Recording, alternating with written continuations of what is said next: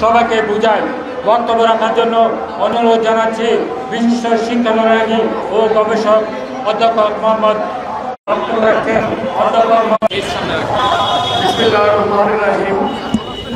আজকের এই সমাবেশের সদস্য সভাপতি অবস্থিত সুধীবৃন্দ এবং আমার আসসালামু আলাইকুম।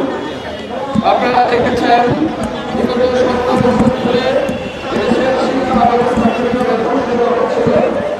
এই অবস্থার বিরুদ্ধে জন্য বর্তমান প্রধানমন্ত্রী তারেক রহমান তার ধরেন না, লেখা লাগবে ভাই, আমি কেউ ধরেন প্রতিদিন রাত প্রতি সময় বাংলাদেশের অনাছে কানাছে প্রত্যন্ত অঞ্চলে ঘুরে বেড়াচ্ছে, যাতে করে এদেশে একটা সুন্দর শৃঙ্খলা পূর্ণ শিক্ষা ব্যবস্থা হয়। আমরা